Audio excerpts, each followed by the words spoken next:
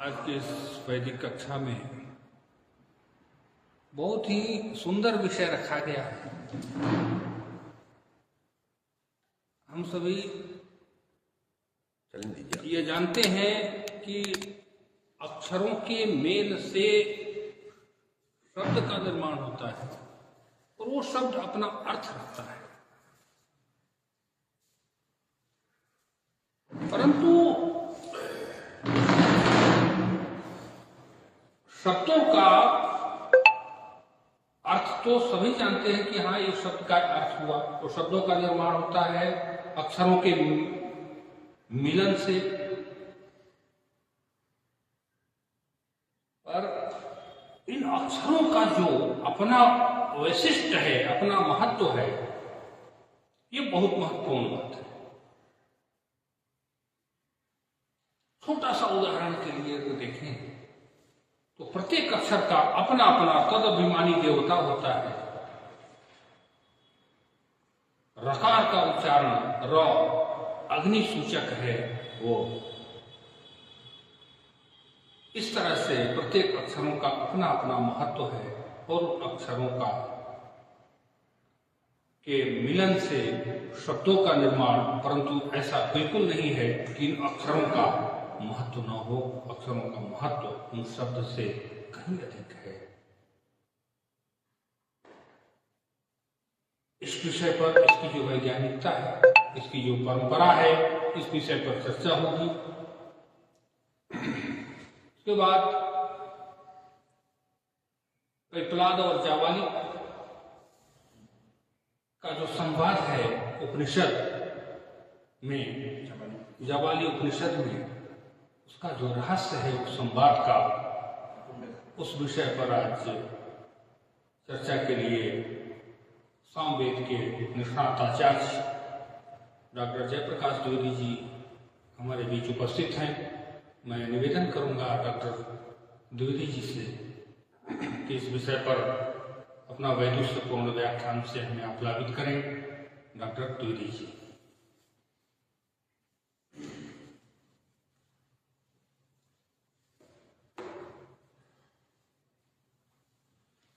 सर्वेभ्यो नमो नमः।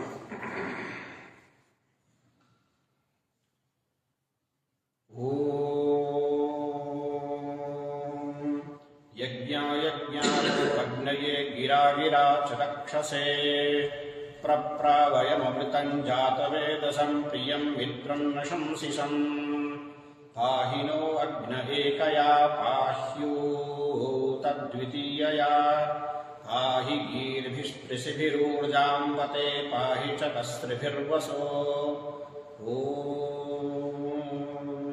सर्वेभ्यो नमो नमः। महाराजाधिराज, इस नगरी के अधिपति भगवान महाकाल भगवान के चरणों में सादर साष्टांग प्रणाम करते हुए इस कार्यक्रम के संचालक आयोजक संस्था महर्षि सांदीपनि राष्ट्रीय वेद विद्या प्रतिष्ठान के यशस्वी सचिव महोदय जी के चरणों में सादर वंदन निवेदन करते हुए इस कार्यक्रम के समस्त श्रोता बंधु जो प्रत्यक्ष अप्रत्यक्ष रूप में जुड़े हुए हैं, कुछ ऑनलाइन भी जुड़े हैं, आप सबको तथा जो सम्मुख बैठे हुए हैं श्रोतागण, आप सबके चरणों में सादर वंदन करते हुए वेद विद्या प्रतिष्ठान के पक्ष से आप सबका स्वागत, नमस्कार। बंधुओं, जैसा कि आप सब जानते हैं कि शब्द ब्रह्म का जो महत्व वेदों में बतलाया गया है, इसकी उपासना करने से हमें मनोवांछित फलों की प्राप्ति तो होती ही है, हमारा इहलोक परलोक सभी मार्ग प्रशस्त होते हैं, ऐसे वेदों में प्रमाण प्राप्त होते हैं। महर्षि पतंजलि जी के महाभाष्य के अनुसार या एक वचन प्राप्त होता है। एकः शब्दः सम्यक् ज्ञातः सुप्रयुक्तः स्वर्गे लोके च कामधुक् भवति। एक शब्द सम्यक् ज्ञाता है, एक शब्द को, मात्र एक अक्षर को यदि हम सम्यक तरीके से, अच्छे तरीके से यदि जान ले, समझ ले, तो वही एकमात्र एक अक्षर जो है स्वर्गे लोके च कामधुक् भवति, स्वर्ग की प्राप्ति कराएगा और मनोवांछित कामनाओं की पूर्ति करेगा और कल्प वृक्ष के भांति हमारे अनेक कामनाओं को पूर्ति करेगा और वही हमें मोक्ष भी दिलाएगा, ऐसा प्रमाण प्राप्त होता है। तो हम लोग क्यों न उन शब्दों के विषय में चिंतन करें और वेदों में जो वैदिक जो वाङ्मय, संस्कृत वाङ्मय है, इनमें जो अक्षरों का जो महत्व है, जो अक्षर किसे कहते हैं, जिसका क्षरण न हो, जिसका नाश न हो, तो शब्द स्वयं अपने आप में इस नाम से संगीत है कि जिसका नाश नहीं हो वह अक्षर है। इन अक्षरों के एक एक अक्षरों का मेल से, एक एक अक्षरों के मेल से शब्द बनते हैं और शब्दों के मेल से वाक्य बनते हैं और वाक्यों के मेल से गद्य, पद्य इत्यादि का निर्माण होता है। आप सब, हम सब जानते हैं। क्या जिन अक्षरों के, जिन परमाणुओं के मेल से अणु का निर्माण होता है, क्या उन एक एक परमाणुओं में विज्ञान भी इस चीज को स्वीकार कर रहा है, मान रहा है। पहले इस चीज को नहीं मानता था कि ईश्वरीय कण होते हैं। ईश्वरीय कण यानी कि प्रत्येक परमाणु में ईश्वर की सत्ता विद्यमान है। ईश्वर की मतलब भगवान की सत्ता, उसकी शक्ति विद्यमान है।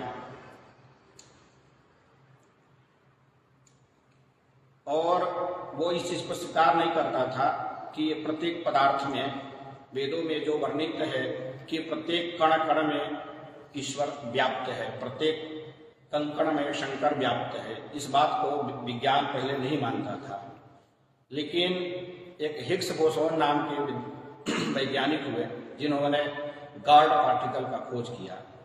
उस गार्ड पार्टिकल के अंतर्गत उसने इस चीज को परीक्षण कर करके देखा महामशीन में, इलेक्ट्रॉन और प्रोटॉन इन सबको जब टक्कर करवाया तो उसमें वो देखा कि जो है उस परमाणु एक छोटे से छोटे टुकड़े को लेकर कर उसको महामशीन कंप्यूटर से उसको बहुत सारे टुकड़ों में परिवर्तित किया है, महापरमाणु के रूप में। फिर उस परमाणु को भी फिर करोड़ों के टुकड़े में उसको किया और उसके नाभि में उसने देखा कि महाशक्ति जो है, कोई ऊर्जा, वो लाखों किलोमीटर के तेज गति से उसमें परिभ्रमण कर रहा है। वो कौन सी गति है, वो कौन सा शक्ति है, क्या वही भगवान है, क्या वही ईश्वरीय शक्ति है? उसने अपने आंखों से कंप्यूटर के माध्यम से इस परीक्षण को करके देखा तो उसने स्वीकार किया और लिखा कि हाँ, गार्ड पार्टिकल होते हैं, ईश्वरीय कण होते हैं। जो वेदों में पहले कहा गया है कि ईशावास्यमिदं सर्वं यत्किंचित् जगत्यां जगत् तेन त्यक्तेन भुञ्जीता मागधः कस्य धनम, जो ईशावास्य उपनिषद का यह वाक्य है कि ईश्वर सर्वत्र व्याप्त है। तो वेदों में तो हमारे ईश्वरीय चिंतन, गार्ड पार्टिकल की चिंता तो बहुत पहले ही की जा चुकी है। ऐसा नहीं है कि जो है इसको जो है वैज्ञानिक लोगों ने इसको चिंतन किया है। इसी दृष्टिकोण से यदि सन्निपात करते हैं यदि शब्दों के चिंतन पर कि प्रत्येक, जिस प्रकार प्रत्येक परमाणुओं से अणु का निर्माण होता है, अणुओं से स्थूल वस्तुओं का निर्माण होता है, फिर वो हमें वो दिखने लगता है कि हाँ ये वस्तु है। इसी प्रकार एक एक पदों, एक एक अक्षरों के शब्दों के मेल से पद बनते हैं, तो वो पद का सार्थक अर्थ हमें दिखता है। जैसे रा और म मिलकर करके राम शब्द बन गया, क म ल कमल, क म ल 3 अक्षरों के मेल से कमल शब्द बन गया। तो क्या हम कभी चिंतन करते हैं क्या कि क और म और ल का भी पृथक पृथक अर्थ संभव है? ऐसा वैदिक वाङ्मय में इसके विषय में चिंतन किया गया है क्या? तो बिल्कुल निश्चित ही किया गया है। मैं जब छांदोग्य उपनिषद ग्रंथ का अध्ययन कर रहा था तो मुझे एक विषय प्राप्त हुआ जो बहुत ही मार्मिक विषय था।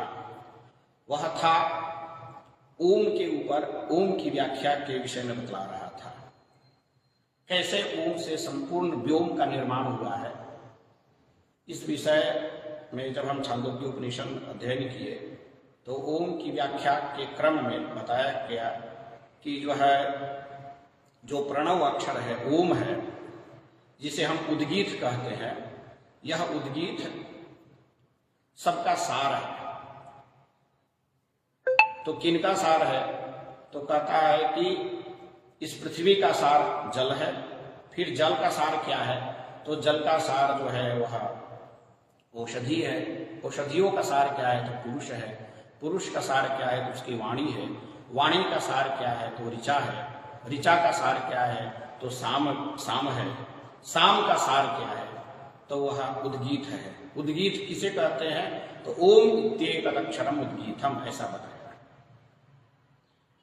तो ओम को जो है उद्गीत कहा गया। अब ओम शब्द में केवल एक ओम शब्द की जरा हम विचार करें कि केवल एक ओम शब्द में कितना बड़ा रहस्य छिपा हुआ है, कितनी बड़ी मतलब विज्ञान की बात छिपी हुई है कि एक दूसरे सबका सार निकालते गए। पूरे पृथ्वी का सार जल और जल का सार औषधि, फिर क्रम से पुरुष का वाणी, वाणी का जो है ऋचा, ऋचा का साम का उद्गीत। तो एक ओम शब्द में इतने बड़े रहस्य छिपे हुए हैं। अब हम ये कह सकते हैं कि एक एक अक्षरों का अपनी अपनी विशिष्टता होती है, विशिष्ट अर्थ होता है। अब ओम शब्द में भी हम विचार करते हैं कि ओम शब्द में कितने अक्षर मिले हुए हैं। ओम शब्द में भी 3 अक्षर मिले हुए हैं, अ उ म। अ जो है आपका जो है वो प्रजापति ब्रह्मा का द्योतक है और विष्णु का भी द्योतक है। उ जो है आपका शिव का स्वरूप माना गया है। म जो है आपका यह महेश के भी रूप में माना गया है और इसको प्रजापति ब्रह्मा के भी रूप में स्वीकार किया गया है। इसके अलावा एक एक अक्षरों का अपना अपना सार्थक अर्थ होता है। तो मैं जब इसका अध्ययन कर रहा था तो उद्गीत के विषय में मैंने पाया कि उद्गीत किसे कहते हैं। तो उद्गीत शब्द जो है ओम को बोलते हैं। तो अब उद्गीत के एक एक शब्दों की व्याख्या छांदोग्य उपनिषद में बताया गया है कि उद्गीत में कितने शब्द होते हैं। तो उत, गी और थ 3 शब्द से मिलकर के उद्गीत शब्द बना है। जहां पर उत शब्द का क्या अर्थ है, गी शब्द का क्या अर्थ है, थ शब्द का क्या अर्थ है, तो जो महाछांदोग्य उपनिषद में वर्णन प्राप्त होता है उस मंत्र को का वाचन करते हुए मैं इसको स्पष्ट करना चाहता हूं।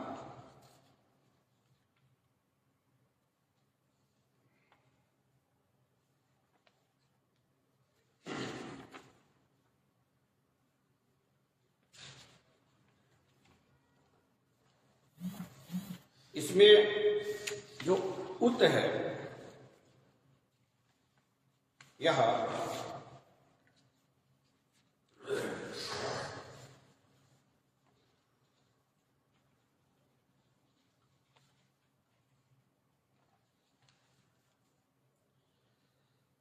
द्यौरेवोदंतरिक्षम धी पृथ्वी थमादित्य एवद्वायुर्गी अग्निस्थम सामवेदो एवोद्यजुर्वेदो गी अग्निस्थम। यहां पर जो उत है, यह उत को जो है द्युलोक स्वीकार, द्युलोक के रूप में, अर्थात जो देवलोक है, द्युलोक जिसे हम सूर्य लोक भी कहते हैं, जहां पर देवता लोग रहते हैं। इस उतगीत में जो 3 शब्द उत, गी, था, इनमें जो उत है वह द्युलोक के अर्थ में जाना जाता है, जहां पर देवलोक, देवता लोग निवास करते हैं। और यह देवगणों का आधार है। और जो गी है यह अंतरिक्ष लोक, मध्य लोक को कहते हैं, यह वाणी का आधार है। और थ जो है वह पृथ्वी लोक है, जहां पर मानवादि प्राणी का आधार है। इस प्रकार उद्गीत को 3 अर्थों में व्याख्या किया गया है। द्यौ रेवोदंतरिक्षम, जो उत है वह द्युलोक है, और गी जो है अंतरिक्षम, और जो था है वह पृथ्वी लोक है। इस प्रकार फिर अगले पंक्ति में कहा है कि पुनः उद्गीत का क्या अर्थ होता है, क्योंकि अभी तक हम लोग ये समझते थे कि एक एक अक्षरों के मेल से पद बनते हैं, तब जाकर के वो पद सार्थक होते हैं। परंतु अध्ययन से ये ज्ञात हुआ कि एक एक अक्षरों के नियत अर्थ एक ही नहीं होते हैं, अनेक अर्थ होते हैं। ये सबसे विशिष्टता है हमारे वैदिक शब्द विज्ञान का, कि एक एक अक्षरों के मेल से पद बनते हैं, शब्द बनते हैं। उन शब्दों के उन पदों का अर्थ सार्थक होता है। जैसे क माला कमल होता है, तो क्या क कितने अर्थों में जाना जाएगा? क्या क का एक ही अर्थ होता है, म का एक ही अर्थ होता है, ल का एक ही अर्थ होता है? नहीं, एक एक अक्षरों का विशेष अर्थ तो होता ही है, लेकिन वो अनेक अर्थ में भी जाना जाता है। तो उद्गीत को पुनः दूसरे अर्थ किस अर्थ में जाना जाए, तो अगले पंक्ति में ये बतला रहा है छांदोग्य उपनिषद में कि आदित्य एवोत वायु अग्नि स्थम, इस प्रकार बताया कि उत शब्द जो है वह आदित्य अर्थ में जाना जाए, अर्थात सूर्य के अर्थ में जाना जाए, क्योंकि सूर्य जो है संपूर्ण विश्व का आत्मा है, संपूर्ण जगत की आत्मा सूर्य है। इस प्रकार जो है वह उत है। उत जो है यह हमारे संस्कृत वाङ्मय में 22 प्रकार के उपसर्गों में उत उपसर्ग भी आता है, जो उत्कृष्ट अर्थ का द्योतक होता है। जैसे उद्ज्ञान, उत्कृष्ट ज्ञान, उत्तिष्ठति, ऊपर उठता है, मतलब एक उत्कृष्टता के अर्थ का द्योतक होता है उत नामक उपसर्ग है। तो इस प्रकार से जो है यहाँ पर आदित्य जो है वह क्या वो नीचे रहता है, मध्य में रहता है? वो कहाँ रहता है? ऊपर सूर्य लोक जो है वो देवलोक दुलोक में निवास रहता है वो सूर्य, इसलिए वो उत कहला है। यहाँ पर उत का अभिप्राय यही है कि अपने मूल शब्द जो है अपने मूल अर्थ में तो रहता ही है, मूल अर्थ से भटकता नहीं है। मूल अर्थ उत जो है वो उत्कृष्ट अर्थ ऊपर के अर्थ में ही होता है। तो वो ऊपर अर्थों में कितने अर्थों में जाना जाता है, तो उसके विषय में पहले हमने बताया कि जो है उत जो है दुलोक अर्थ में होता है, क्योंकि दुलोक जो है वो ऊपर होता है। इसी प्रकार जो है उत जो है वहां सूर्य के अर्थ में भी जाना जाता है, क्योंकि सूर्य ऊपर में प्रकाशित होता है। फिर गी क्या है, तो कहता कि जो वो वायु अर्थ में जाना जाता है, क्योंकि गी जो है वाणी का संचरण कहां पर होगा? जब वो अंतरिक्ष में वायु प्रवाहित होगा, तभी हम उस वायु के माध्यम से हम वाणी का उच्चारण कर करके एक स्थान से दूसरे स्थान तक पहुंचा सकते हैं। इसलिए गी जो अक्षर है वह वायु के स्थान पर गी जाना जाता है। यहां पर जो है कार्य कारण का अभेद संबंध बतलाया गया है गी शब्द से कह करके, क्योंकि हम जो शब्द बोलते हैं आप तक कैसे पहुंच रहा है? वायु के माध्यम से पहुंच रहा है। तो इसलिए पहले वाले ने वो बताया कि वाणी का आधार है गी शब्द, वो वाणी का संचारण किस माध्यम से हो रहा था? वायु के माध्यम से हो रहा है। इसलिए गी जो है वायु का आश्रय है, इसलिए उसका स्थान वायु स्थान में गी शब्द से वायु को हम ज्ञान करते हैं। फिर तीसरा जो शब्द है थ है, वो किस अर्थ में जाना जाए? तब वह अग्नि के अर्थ में जाना जाए। तो 3 प्रकार के तत्व हो गए, आदित्य सूर्य, दूसरा वायु, तीसरा अग्नि। आदित्य देवता उत अर्थ में, वायु देवता घी अर्थ में, और अग्नि देवता थ के अर्थ में। इस प्रकार उद्गीत का ये अलग ही अर्थ प्राप्त हो गया, जो हम दूसरे इस रूप में जानते हैं। इसी प्रकार उद्गीत का पुनः तीसरे प्रकार से अर्थ किया जा रहा है वेदों के रूप में। हम किसको कौन सा वेद को उत नाम से जानेंगे, कौन सा वेद को गी के नाम से जानेंगे, कौन सा वेद को हम थ के नाम से जानेंगे, तो इसके विषय में भी अगले पंक्ति में छांदोग्य उपनिषद में वर्णन आता है। सामवेदो एव मतलब इसी प्रकार से उत सामवेद के अर्थ में जाना जाए।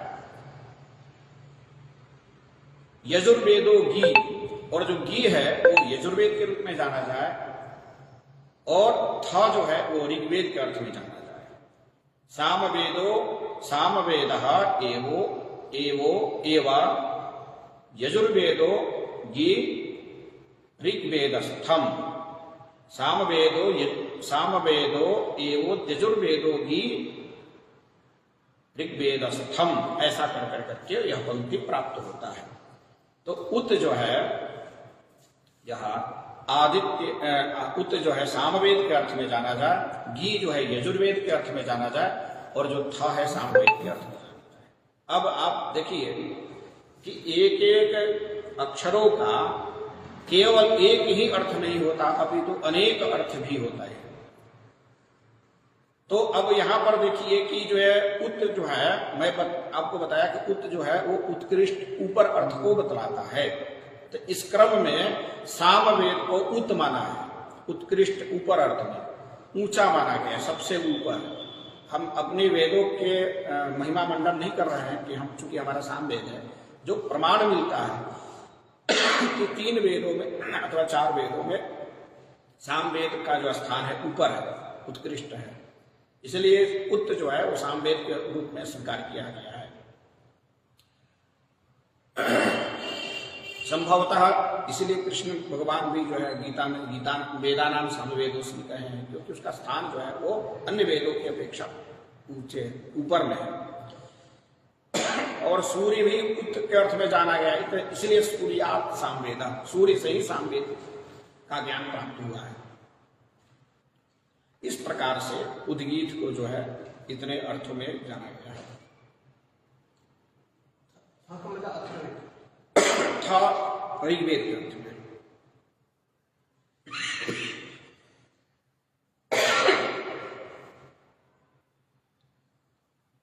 फिर आगे के पंक्ति में इसके थोड़ा रहस्य के बाद बतला रहा है इसका क्या महत्व है।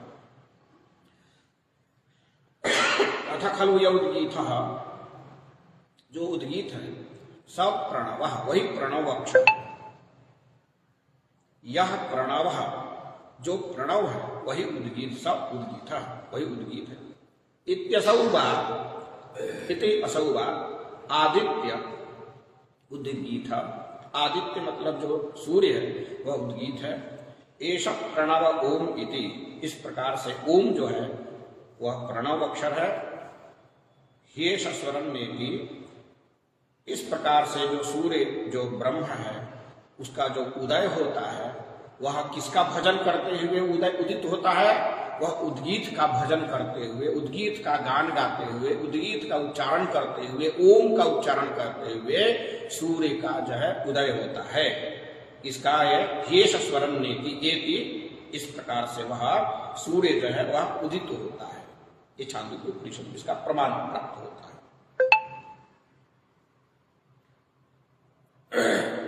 अब हम प्रसंग के अनुसार, चूंकि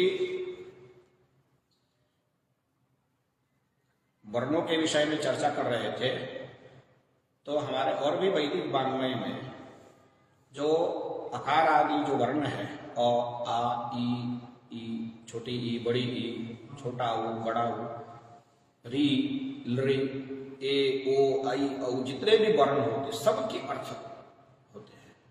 एक अवर्ण जो है वह 6 अर्थों में बतलाया गया है। केवल एक अवर्ण के 6 अर्थ बतलाए गए हैं। उदाहरण के तौर पर आपको हम एक छोटे से एक शब्द बता देते हैं। जैसे एक हमारे गुरुजी से चर्चा में सुनने की जो है, एक शब्द किसी ने प्रश्न किया गुरुजी से कि गुरुजी अनिता शब्द का क्या अर्थ होता है। हाँ, अनिता। तो अनिता जो है शब्द वो लक्ष्मी, माता लक्ष्मी के अर्थ में जाना जाता है, लक्ष्मी के अर्थ में जाना जाता है। क्यों लक्ष्मी माता को अनिता बोला गया है? तो उसने कहा, गुरुजी ने ये बात बतलाई कि देखो अ और नीता दो शब्दों के मेल से अनिता ऐसा बना, तो अ से यहाँ पर ग्रहण अकारेण विष्णु लिया, ऐसा कर लेनी चाहिए, शास्त्र में प्रमाण है। तो अ से यदि हम विष्णु का ग्रहण कर लेते हैं तो वहां पर अनिता का अर्थ कैसे निकालेंगे? अनिता अर्थात विष्णुना नीता, विष्णुना नीता अर्थात विष्णु के द्वारा जो प्राप्त हुआ, जो ग्रहण किया गया, वर्ण किया गया, इस कारण से उसका नाम अनिता लक्ष्मी को जानते हैं। तो अब इस प्रकार से जो है एक एक अक्षरों का जो अर्थ जो हमारे वैदिक वाङ्मय में जो बताया गया है उसको मैंने एक संग्रह किया है। मैंने अपने थीसिस में भी इसको डाला है कि एक एक अक्षरों का क्या अर्थ होता है। तो मैंने आपको बताया कि अ शब्द के जो है 6 अर्थ होते हैं, वो किन किन अर्थों में जाना जाता है। तो अ अक्षर जो है यह देवनागरी वर्णमाला का प्रथम अक्षर है अ। अकारेण विष्णु की ये पहला इसका समझ लीजिए, इसका प्रमाण कहां पर आया है? तो कहता है कि अकारो विष्णु रुधिष्ठा कर करके एक श्लोक है, इसमें प्रणव जो ओम शब्द के बारे में बतला रहा है, कहीं उपनिषद में ही है कि अ से जो है विष्णु का अर्थ ग्रहण कर लेनी चाहिए। तो इस प्रकार जो प्रणव में जो अ उ म में जो अ अक्षर है यह विष्णु का वाचक है। तीसरा जो इसका जो बतलाया है वो निषेध अव्यय पद के अर्थ में जाना जाता है अ। जैसे उदाहरण के तौर पर यदि हम ज्ञान में अ शब्द को जोड़ लेते हैं पहले, तो क्या अर्थ हो जाता है? निषेध अर्थ, अज्ञानम, जिसके पास ज्ञान नहीं है वह हाँ वो अज्ञानी, उसमें फिर वो तद्धित में अज्ञानी बन जाएगा। लेकिन मूल शब्द जो है ज्ञान है, उस ज्ञान में अ लगा देता अज्ञान हो जाता है, और जो ज्ञान को जो नहीं जानते हैं जो लोग, वो अज्ञानी कहलाते हैं। इस प्रकार हाँ, जैसे अज्ञान तिमिरांधस्य, ऐसे बहुत सारे शब्द प्राप्त होते हैं। इसी प्रकार धर्म में यदि अ हम शब्द जोड़ लेते हैं तो अधर्म कहलाता है। तो इस प्रकार से निषेध अव्यय पद के अर्थ में अ शब्द का ग्रहण समझा जाता है।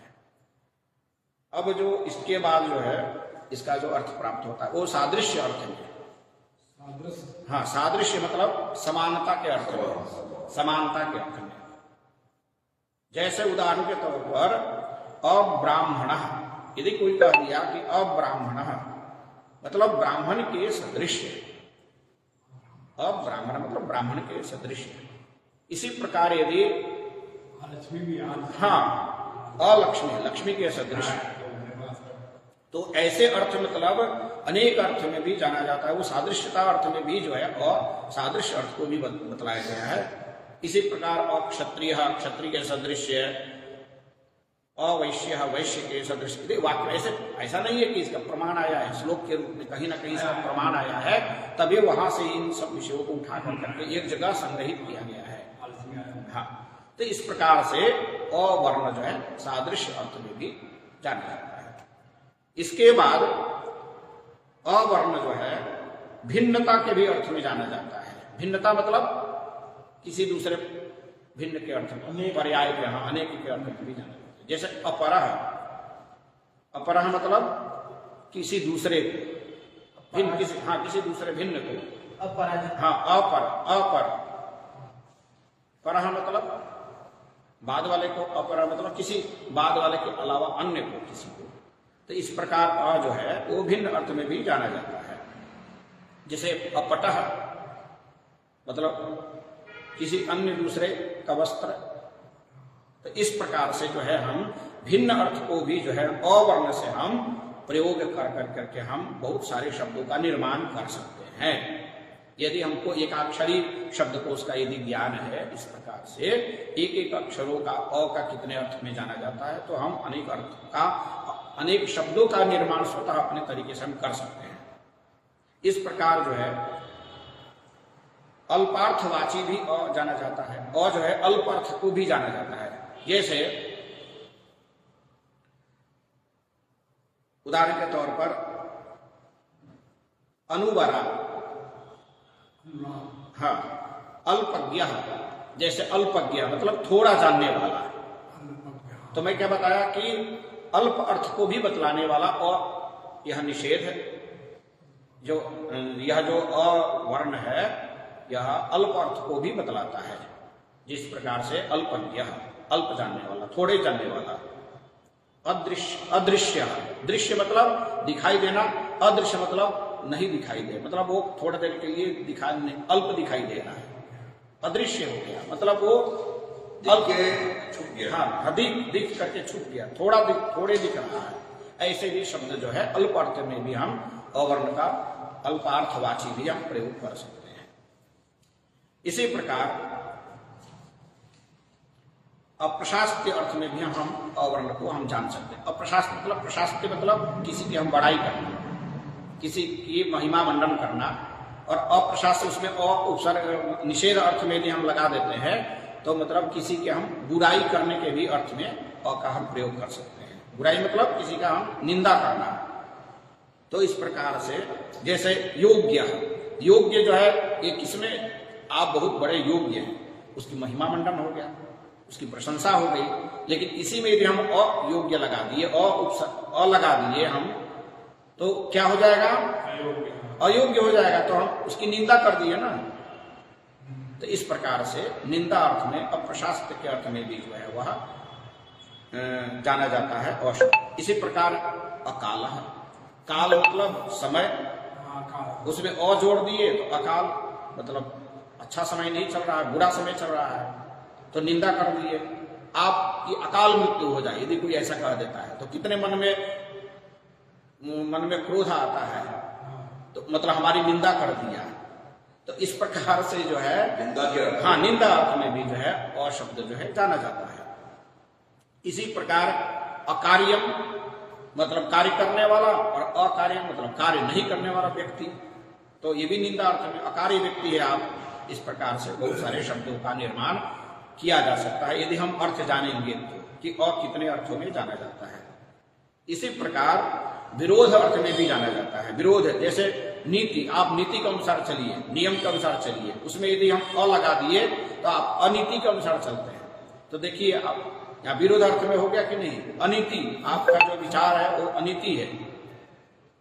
इसी प्रकार अनैतिकता, नैतिकता मतलब एक मानवता, नैतिकता, और उसमें अ लगा दिए तो वो नैतिकता के ठीक विपरीत अर्थ को, मतलब अनैतिकता मतलब विरोध करना, नीतिगत जो शास्त्र के विरोध में अनैतिकता शब्द का प्रयोग होता है। तो इस प्रकार विरोध अर्थ में भी अ उपसर्ग, अ नामक जो उपसर्ग है उसका हम प्रयोग जानते हैं। अजय, हाँ, अजय, जय मतलब आपकी जय हो, उसमें यदि अजय हो, यदि कोई अ बोल दिया तो लगेगा हमारा विरोध कर रहा है, हमारी जो है निंदा कर रहा है। इस प्रकार से जो है जो अ जो है उपसर्ग इस अर्थ में। इसके बाद जो है भूतकालवाची अर्थ में भी अ उपसर्ग का प्रयोग होता है। जैसे उदाहरण के तौर पर गच्छत शब्द होता है, गच्छतु मतलब जाओ, और उसी में यदि हम उसका अगच्छत बना देते हैं, अगच्छत मतलब गया, भूतकाल मतलब चला गया, अगच्छत मतलब गया। इसी प्रकार अगमत शब्द बन जाता है कि गया, जाने अर्थ में। फिर अगमिष्यत मतलब अगमिष्यत मतलब गया, जाएगा, या मतलब अभी थोड़ा देर पहले चला गया। हाँ, नहीं, ये तो भविष्य काल में बनता है।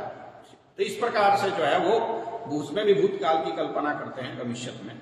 इस प्रकार हाँ, अपठत शब्द जो है पढ़ लिया, अलिखत लिख लिया। इस प्रकार से भूतकाल अर्थ को भी हम उपसर्ग से हम द्योतित कर सकते हैं, प्रयोग कर सकते हैं। इसके बाद अ जो है वो अकारांत पुल्लिंग शब्द में भी प्रयोग होता है। जैसे रामः, श्यामः, गजः जो शब्द बनते हैं, मोहनः, ऐसे जो शब्द बनते हैं उनमें जो है अकारांत जो पुल्लिंग शब्द, अकारांत शब्दों का बहुत बड़ा महत्व है। वो अकारांत शब्द जो है वो परस्पर सब एक ही जैसा चलेगा। तो यदि और अकारांत शब्द एक जैसे राम शब्द हो गया, तो जैसे राम शब्द का जो रूप चल रहा है वो तद्वत बालक शब्द भी वैसे ही चलेगा, मोहन शब्द भी ऐसे चलेगा, गज शब्द भी ऐसे चलेगा, श्याम शब्द भी ऐसे चलेगा। अंत में जो अकारा है हाँ, उसके कारण सब ऐसे ही हम चलेगा। तद्वत एक ही जैसा चलेगा। उदाहरण जैसे रामा रामौ रामा, रामम रामौ रामा, रामेण नामाभ्यम रामे, इस प्रकार से जो है। फिर बालकः बालकौ बालकाः, बालकम बालकौ बालकान्, बालकेन बालकाभ्यम, सेम तद्वत एक ही जैसा अकारांत सारे शब्द एक ही जैसा चलेंगे। पुल्लिंग यदि होगा तो एक ही जैसे चलेंगे। हाँ, उनमें स्त्रीलिंग में फिर वो थोड़ा बदलते हैं, परंतु पुल्लिंग में अकारांत में एक ही जैसा चलता है। कुछ शब्द जैसे सर्व शब्द है उसमें कुछ बदलाव होता है, तो वो किस नियम से बदलाव होता है, कौन सा सूत्र से बदलाव होता है, वो बता देता है कि यहाँ पर ये तो सामान्य नियम से हो रहा, लेकिन यहाँ पर सर्व शब्द जो है यहाँ पर जो है इसमें समय हो गया या इसमें जो ये नियम से सूत्र से बदलाव हो जाता है। लेकिन प्रायशः अकारांत एक ही जैसा होता है। तो इस प्रकार से जो है हम इतने अर्थों में जानते हैं। इसका एक श्लोक भी बनाया है, तत्सादृश्यम भावश्च तदन्यत्वम तदल्पता अप्रशास्त्यम विरोधश्च नैयार्थाः षट प्रकीर्तिताः। 6 प्रकार से हम अवर्ण को इन अर्थों में जानते हैं। तत्सादृश्य अर्थ में, अभाव के अर्थ में, तदन्यत्व अर्थ में, अल्पता अर्थ में, अप्रशास्त्य अर्थ में, विरोध अर्थ में और नैय समास मतलब निषेध अर्थ में भी हम 6 प्रकार से हम इस अवर्ण को जानते हैं।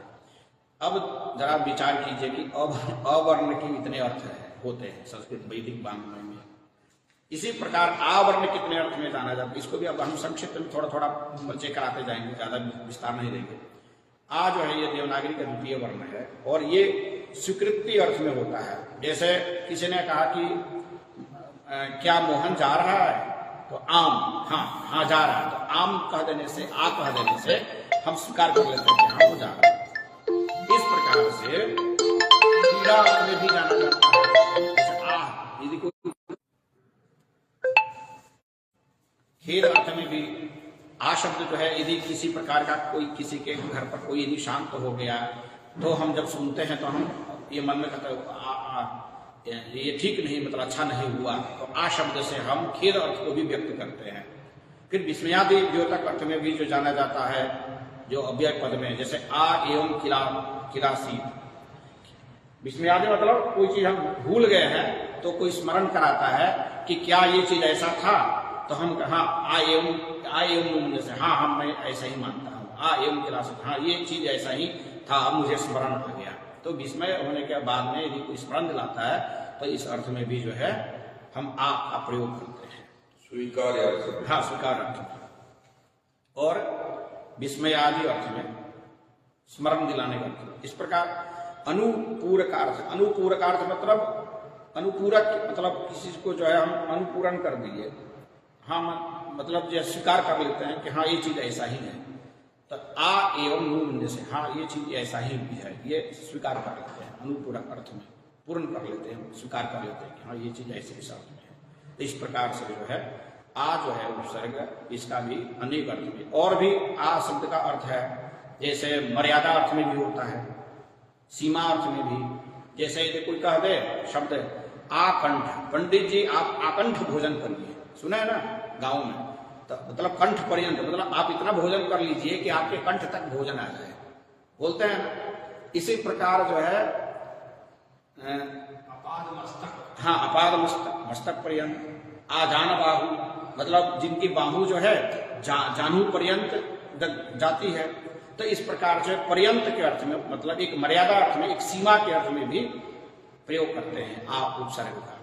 और भी जो आ शब्द है वह एक और अर्थ में, मतलब इस सीमा अर्थ में भी एक जगह और आया है, ये रघुवंश महाकाव्य में भी आया है।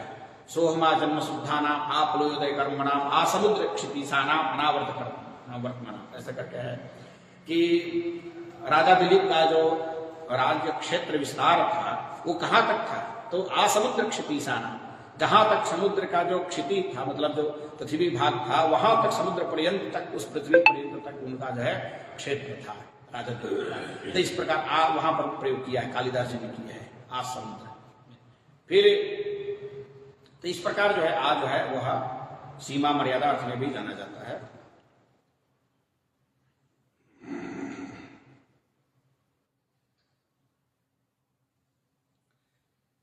फिर मूल क्रिया के विपरीत अर्थ को भी आ बतलाता है। जैसे मूल क्रिया जैसे गतम, गतम मतलब गया, और आगतम उसमें आ जोड़ देते हैं तो वह आया। तो उसके उल्टा विपरीत अर्थ को मतलब मूल क्रिया के विपरीत अर्थ को भी उसमें ये बतला देता है। तो आ उपसर्ग के लिए हाँ जैसा जाके, हाँ गतम मतलब जाना और आगतम मतलब आ गया, लौट गया। इसी प्रकार जो है गमनम और आगमनम, जैसे आगमन हो रहा है, गुरु जी का आज आगमन हो रहा है, तो आगमन मतलब आ रहे हैं गुरु जी। तो मूल क्रिया जो गमन के विपरीत अर्थ को ये बतलाता है। आ नाम का जो शब्द है, इसको हम उपसर्ग भी कहेंगे अथवा इसको हम अव्यय पद भी कहेंगे। आ जो है, और यह जो हमारे जो स्वर वर्ण है अ आ ई, उनमें जो आ जो है वो अ का दीर्घ वर्ण होता है। तो आ जो है इस अर्थ में भी जाना जाता है। इसी प्रकार आगच्छामि वाक्य होता है ना संस्कृत में, गच्छामि मतलब मैं जाता हूं, और अहम गच्छामि मैं जाता हूं, और यदि कोई बोले अहम आगच्छामि मैं आता हूं। इस प्रकार इसके अलावा जो है सीमा अर्थ में तो मैं बतला ही दिया, पृथक्करण अर्थ में भी होता है। यदि कोई चीज से कोई चीज का हम पृथक कर देते हैं, उपसंहारक सीमा मर्यादा अर्थ में भी ये भी यही बात बतलाता है। तो इस प्रकार से, और अव्ययी भाव समास में भी प्रयोग होता है। अव्ययी भाव समास में जैसे आबलम आबालेभ्य, इस प्रकार से प्रयोग होता है कि अव्ययी भाव समास जो है इस प्रकार से जो है आ जो है अल्प अर्थ में भी प्रयुक्त होता है। जैसे पृथक्करण का एक उदाहरण, पृथक्करण का एक उदाहरण, पृथक्करण वाला जो है शुरू में है ना, आपको बताया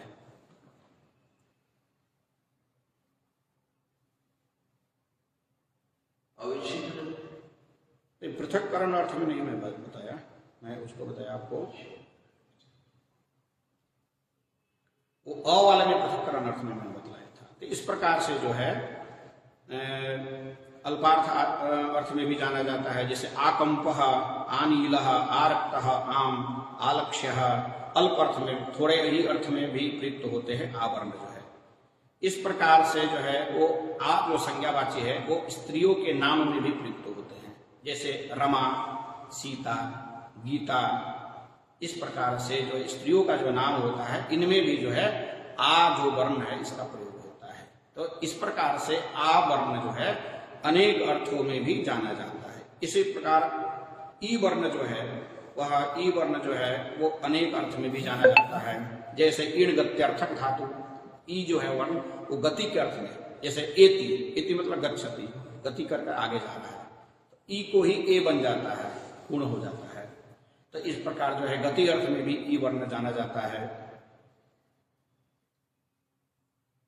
और उदाहरण के तौर पर शशिनम उरारेत शर्वरी, ऐसा रघुवंश महाकाव्य में भी आया 8वां सर्ग में। फिर मृच्छकटिक ग्रंथ में भी आया निर्बुद्धि क्षमयेति। एति शब्द जो है वो ई शब्द का ही रूप बनता है। वो ईण गत्यर्थक धातु में अणकार की संख्या होकर करके ई बचता है, ई को ए हो जाता है और तिप प्रत्यागत मिलता है, तो एति शब्द बन जाता है। तो गति अर्थ में भी। फिर आवाहन के भी अर्थ में भी होता है। यदि किसी को हम बुलाते हैं तो ई जो अक्षर है इस ई को ही हम किसी को आवाहन अर्थ में भी करते हैं, क्योंकि ई को ए होता है और ए को क्या हो जाता है, अय आदेश हो जाता है। तो शब्द क्या बन जाता है, अय। ई से ए हुआ, ए से एच बजावा से अय हो जाता है। तो जैसे किसी को अय बालक रहा, तो ऐसा करके उसको हम बुलाते हैं, तो उसको आवाहन करते हैं। तो इस प्रकार जो है। फिर करुणा भाव में भी इस शब्द का अर्थ होता है। इस प्रकार से ई वर्ण भी जो है वो अनेक अर्थ में भी जाना जाता है। बड़ी ई भी जो है वो भी अनेक अर्थ में भी जाना जाता है। ये भी गति के अर्थ में भी बड़ी ई की मात्रा को हम गति के अर्थ में भी समझते हैं। इसके भी बहुत सारे यहाँ पर उदाहरण है। ये गति के अर्थ में भी योग युक्तात्मा भगवत गीता में भी आया है, ये भागवत में भी आया है। नाभि जनमी क्षते, बड़ी ई की मात्रा वो ई जो है वो भी गति अर्थ में भी जाना जाता है। इस प्रकार अब ऊ वर्ण को यहाँ पर बतला रहा है कि ऊ वर्ण भी जो है वो यह भी अनेक अर्थों में जाना जाता है। अव्यय पद जो है वो पद पूरक के अर्थ में भी जाना जाता है, जैसे उमेशः ऐसा शब्द बन जाता है। ऊ जो है ऊ वर्ण जो है वो महेश शिव के अर्थ में जाना जाता है। आवाहन के अर्थ में भी ऊ वर्ण का प्रयोग हुआ है। उमेति मात्रा तपसो निषिद्धा पश्चादुमाख्याम सुमुखो गजाम कर करके ये आया है। ये भी प्रमाण जो है ऊ वर्ण जो है वह आवाहन के अर्थ में, मतलब किसी को बुलाने अर्थ में भी जाना जाता है। फिर अनुकंपा के अर्थ में भी जो है ऊ वर्ण का अर्थ जानते हैं, आदेश के अर्थ में जानते हैं, स्वीकृति के अर्थ में जानते हैं, प्रश्नकर्ता के अर्थ में जानते हैं, पूर्णार्थ अर्थ में जानते हैं। इस प्रकार से जो है ऊ वर्ण का भी अनेक अर्थ में जाना जाता है। फिर ए वर्ण भी अनेक अर्थों में जाना जाता है। ऐ वर्ण में भी कई अनेक अर्थों में जाना जाता है। ओ वर्ण में भी कई अर्थों में जाना। इस प्रकार से जो है हम स्वर वर्णों को जान गए, थोड़ा उसके बारे में अक्षर जो है अनेक अर्थ, हाँ अनेक अर्थ में होता है। अब थोड़ा हम व्यंजन वर्ण एक क ले लेते हैं। क कितने अर्थ में जाना जाता है? तो क जो है ब्रह्मा अर्थ में जाना जाता है। क जो है जलवाचक अर्थ में भी होता है। क जो है पृथ्वीवाचक अर्थ में भी होता है। क जो है शरीर इंद्रियवाचक अर्थ में भी नहीं। क जो है आपके जो है कारक अर्थ में भी जाना जाता है, जैसे पाचक पाचनम यह करोति स पाचक। तो इस प्रकार से जो है कारक अर्थ में भी जैसे क वर्ण जो है। अच्छा देखिए, ये क वर्ण जो है वो पृथ्वी अर्थ में भी जाना जाता है, जैसे कौमुदी शब्द है। कौमुदी मतलब कौ इति पृथिव्याम मोदयति हर्षयति इति कौमुदी। पढ़े हैं आप लोग, सब लोग जानते हैं। लघु सिद्धांत कौमुदी में भी कौमुदी शब्द का प्रयोग आया है। तो क जो है वो पृथ्वी अर्थ में, क्योंकि पृथ्वी को मोदन घर्षण कौन करता है? पृथ्वी को कौन प्रकाशित करता है? जिससे पृथ्वी प्रकाशित होती है सूर्य से भी होता है, लेकिन सूर्य का जो ताप होता है वह शरीर को जलाता है। और जो चंद्रमा की जो चांदनी जो प्रकाश होती है वो शरीर को नहीं जलाता है। तो उसका जो प्रकाश है वह प्रकाश हर समय में, हर परिस्थिति में, हर काल में, हर मौसम में चंद्रमा का प्रकाश सबको स्वीकार्य है, लेकिन सूर्य का प्रकाश हर मौसम में, हर समय स्वीकार्य नहीं होता। इसलिए वहां पर जो ज्ञान रूपी जो कौमुदी का जो प्रकाश है, जो न्याय का जो ज्ञान प्रकाश है, जो लघु सिद्धांत कौमुदी पुस्तक में जो कौमुदी शब्द का प्रयोग किया गया, वहां पर वह कौ पृथिव्याम मोदय, जो पृथ्वी को जो मोदन करता है, जो हर्षण करता है, तो वहां पर चंद्रमा के प्रकाश का वहां पर ग्रहण किया गया है। इसी कारण से, क्योंकि चंद्रमा का जो ज्ञान प्रकाश है वो हमेशा जो है शीतलता को प्रदान करता है, शीतलता रूपी ज्ञान को प्रदान करता है, प्रकाश रूपी ज्ञान को प्रदान करता है। तो जो दो लोगों के बीच का जो सिद्धांत होता है, जो नियम होता है, उस नियम दो आदमी के बीच की जो लड़ाई को क्या सत्य है क्या असत्य है, उस सिद्धांत नियम को जो प्रतिपादन करता है जिस ज्ञान के द्वारा, वो हमेशा दोनों पक्षों को स्वीकार हो जाए, मतलब पूर्व पक्ष और उत्तर पक्ष दोनों को स्वीकार हो जाए, कोई नाराज न रहे और हर परिस्थिति में इस सिद्धांत को नियम को स्वीकार कर ले। इसलिए उसका नाम जो है कौमुदी के अर्थ में वहां पर प्रयुक्त किया गया है। नहीं तो वो भास्कर ऐसा कुछ अर्थ में कर सकता था। वरदराजाचार्य जो है लघु सिद्धांत कौमुदी में कौमुदी शब्द का, तो इस प्रकार कौ जो है पृथ्वी अर्थ में, इसी प्रकार जो है क जो है वो जल अर्थ में, जल अर्थ को भी यहाँ द्योतित करता है।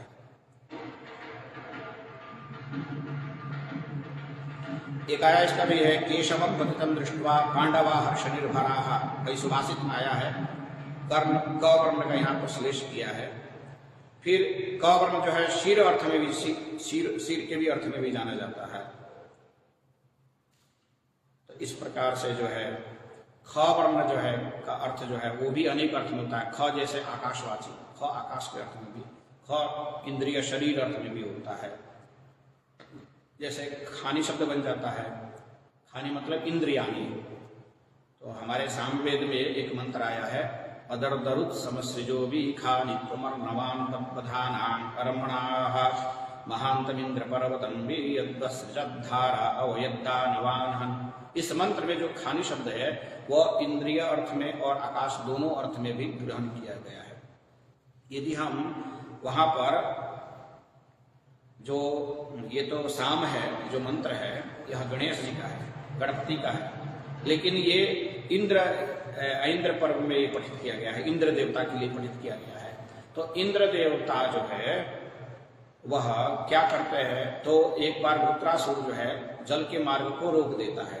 तो इंद्र क्या करते हैं कि उसके जो शरीर को अपने वज्र से खंडन कर देते हैं। तो इस प्रकार इंद्र से स्तुति की गई कि हे इंद्र, आप उस वृत्र नामक जो असुर है, जो काला मेघ के रूप में है, तत्को वृत्र, ऐसा निरुक्त में दिया है कि वह वृत्र कौन है, तो कहता है मेघा। तो वो काले मेघ के रूप में जो मार्ग रोका हुआ है, जो जल का मार्ग, उस मार्ग को आप प्रशस्त कर दो, खोल दो। तो वहां पर वही स्तुति की गई इंद्र के, अदर्द, तुम उस जल के मार्ग को अथवा मेघ के जो शरीर को तुम अदर्द कर दो, मतलब उसको समाप्त कर दो, उसको छेदन कर दो।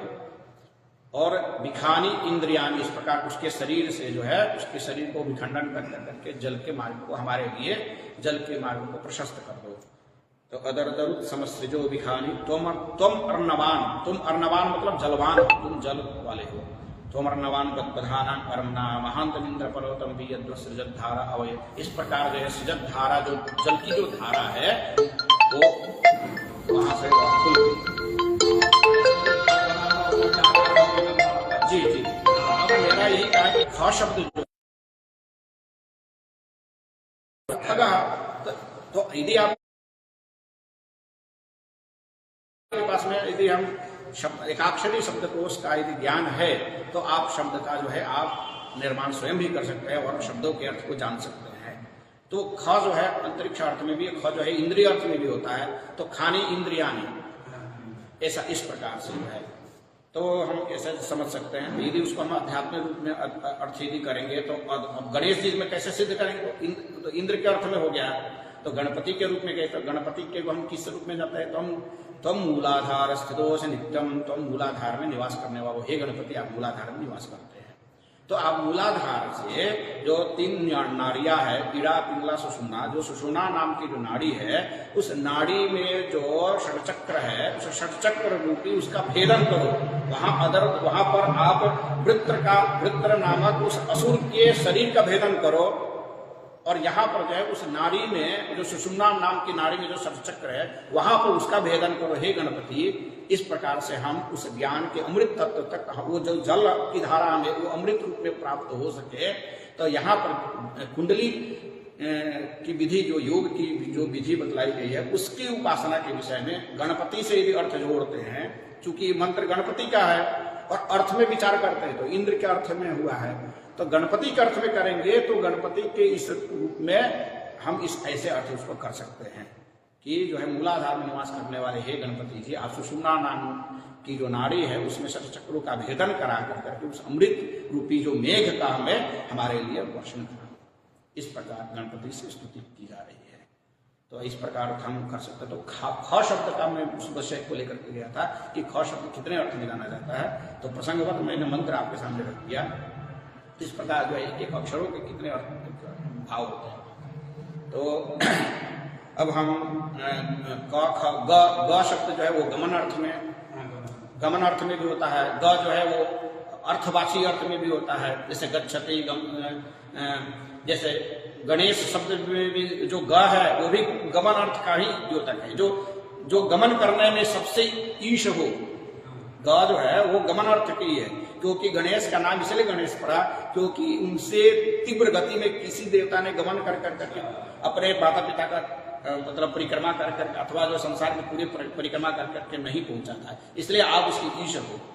गमन करने सबके गण वहां गण का तो है, ठीक है, गण सभी गणों के ईश हो, लेकिन गण में जो ग है वह कहीं ना कहीं वहां पर गत्यर्थक अर्थ में भी जाना जाता है। तो इस प्रकार जो है ग जो है, तो हम इस प्रकार क ख ग घ घ जो है वो मतलब किसी के हन धातु से हन मारने अर्थ में भी होता है, घ वर्ण का अर्थ। फिर चरति चलने के अर्थ में, छादति छादयति मतलब छादन करने के अर्थ में, जन्म करने के अर्थ में, जैसे पंकज, पंख में जो जन्म लेता है वो पंकज कहलाता है। इसी प्रकार जो है कि हम कमल का करेंगे तो कमल का क्या होगा, क इति पृथ्वी, क अथवा जल, जल का जो मल है वो कमल है। देखिए अर्थ हो गया करीब। तो ऐसे यदि हम हमारे पास में यदि शब्दों के अर्थ यदि हमको है तो हम उसके अर्थ अनेक प्रकार से निकाल सकते हैं, एक ही नहीं और भी ऐसे। कम इति जलम अल्लाह इति लसती विलसती, जो जल को जो सुंदरता निखारता है, जल में यदि कमल रख दिया जाए तो उसकी सुंदरता को बढ़ा देता है। इसलिए कम इति जलम अल्लाह इति लसती विलसती, जो जल में जो सुंदरता बिखेर रहा है, जल की सुंदरता को बढ़ा रहा है, वो कमल है। और अथवा ऐसा भी क इति मल, क इति जलम, मल इति मल, जो जल का जो मल है वो कमल है। इस प्रकार से हम अनेक अर्थ में उसका हाँ अनेक कर सकते हैं। हाँ ऐसा सैद्धांतिक तरीका, ऐसा नहीं कि मैं अपने मनमानी इसके मनगढ़ंत अपने तरीके, ये निरुक्त में ऐसा ही शब्दों की चीर फाड़ करके शब्दों का अर्थ बतलाया है उसने।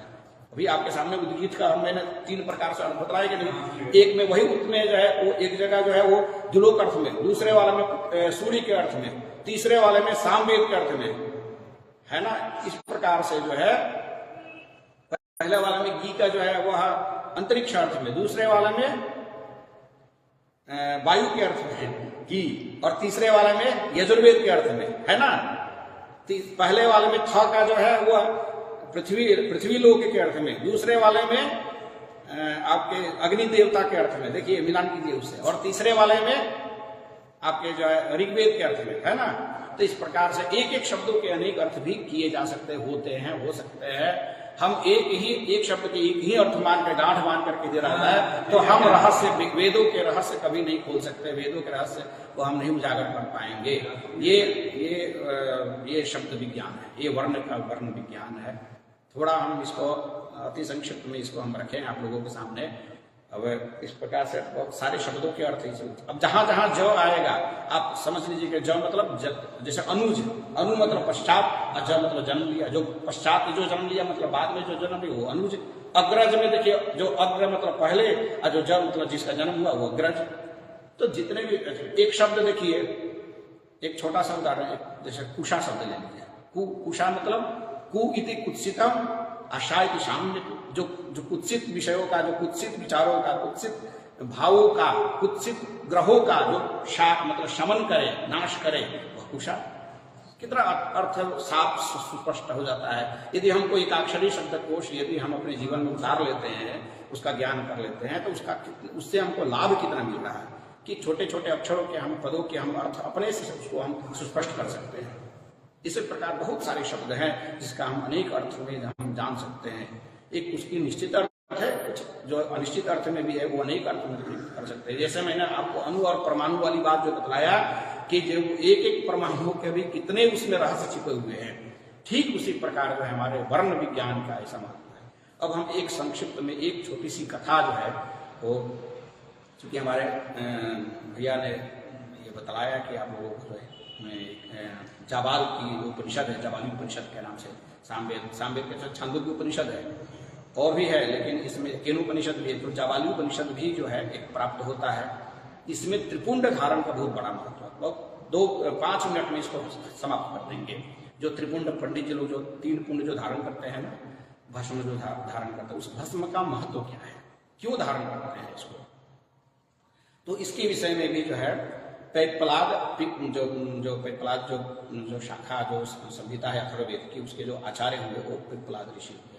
वो पिप्पलाद ऋषि और जाबाल ऋषि में दोनों में आपस में बात विचार हो रहा है कि आप हमें ये बताइए कि आपकी ऐसे क्या आपके पास उपासना विशेष है जिससे आप ऋषित्व को प्राप्त किए। और आप तो उन्होंने एक बात बतलाया कि देखिए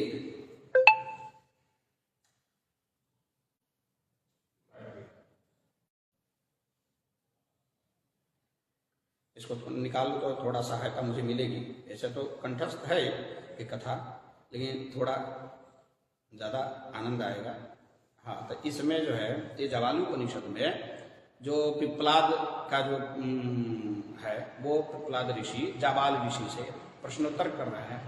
प्रश्न क्या है कि तत्व क्या है, जीव कौन है और पशु कौन है और ईश कौन है और मोक्ष प्राप्ति का उपाय क्या है। एक छोटा सा ही उपनिषद, बहुत ही छोटे उपनिषद, 1.5 पेज का है, लेकिन इसमें पूरे रहस्य छिपे हुए हैं। जाबाल, हाँ, जाबाली उपनिषद।